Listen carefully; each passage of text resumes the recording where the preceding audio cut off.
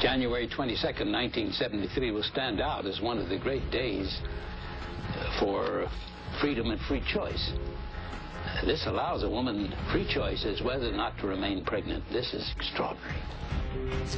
Welcome back to Hardball. That clip is from an NBC News Nightly 40 years ago today when the Supreme Court handed down that Roe v. Wade decision. Well, today, our brand new NBC News Wall Street Journal poll shows that for the first time in the history of the poll, our poll, a majority, 54%, say abortion should be legal always or most of the time. And the percentage of people who say Roe v. Wade should not be overturned has been rising steadily over more than 20 years, topping at 70% in today's poll. You see the bar charts there. Well, despite these poll numbers, state-level Republican lawmakers have enacted a record number of bills restricting abortion rights. As this chart shows, the number spiked in 2011 at 92 bills and continued in 2012 with 43 bills enacted. Well, Terry ONeill is president of NOW, the National Organization for Women. Marjorie Dannenfelser is president of the Susan B. Anthony List, one of the leading organizations in the anti-abortion rights movement. Ladies, thank you so much for joining. What is your reaction, Marjorie, to this poll we have out that says that a majority of people do support a woman's right to choose an abortion and oppose getting rid of Roe v. Wade as a principle? But you know what I really think?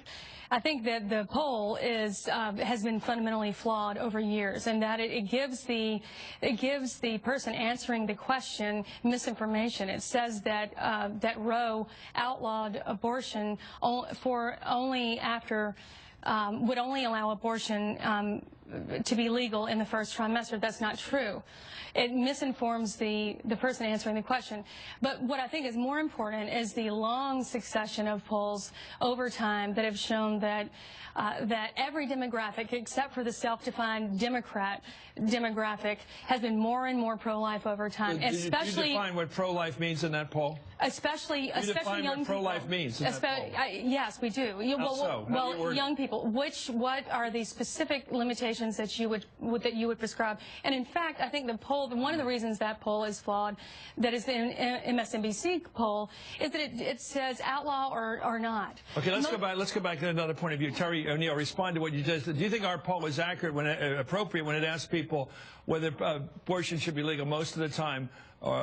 What do you think is accurate here? And I think there's a hell of a statement being made by this new poll. Your thoughts? Poll is incredibly important, and the question that it asks is absolutely appropriate. Roe versus Wade stated that the state government and the federal government can't criminalize abortion in the first 3 months, that it is a fundamental constitutional right. Now, after the first 3 months under the Roe case, the state could have an increasing right to restrict access to abortion, but really based on women's health needs. And the Roe decision was very clear that women's health is paramount. Later decisions of the Supreme Court, I'm sorry to say, have slipped on protecting women's health. But what's really fascinating to me about the poll is that people do care about women's health. Even when they're asked, I've seen other polls as well, is if abortion is recriminalized, should there be exceptions for women to protect their health? And the overwhelming answer is yes, and also exceptions for rape and incest. So Chris, I have to take issue with the characterization of what Roe did. If the first and second trimester were prescribed, you could not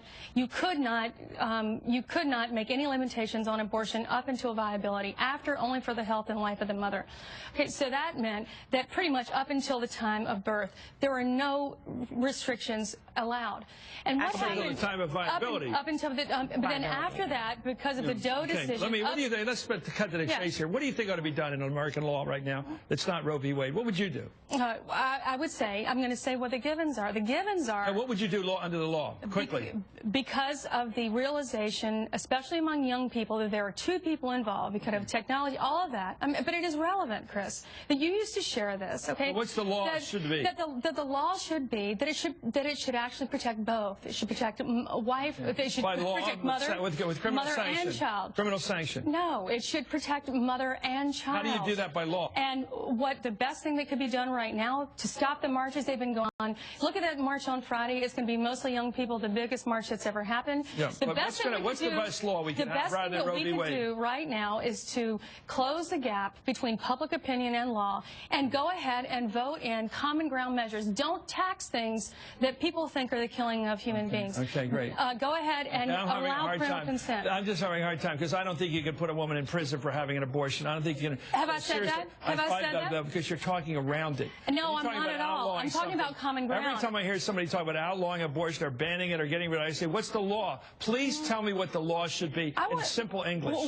Why did you ever have a sentiment in this regard at all? Why did you ever feel that there was any pro-life? Because I just want to know what the position is of the pro-life people on the law. Please tell. It's not about morality. It's about humanity the law. of the unborn child. What's the law? And the humanity of the woman. I get into these and the law should be common ground. Okay, the common ground now thank you. is lack of 6 months in jail, 20 years in jail. Tell me what the punishment should be. Until you do, I have a hard time understanding the pro-life position. That's a great talking point, but that's not real. That's not really working out. You answer a talking point with a fact. Anyway, thank you, Terry ONeill and Marjorie Dannenfelser. And please come back if you have an answer to the question.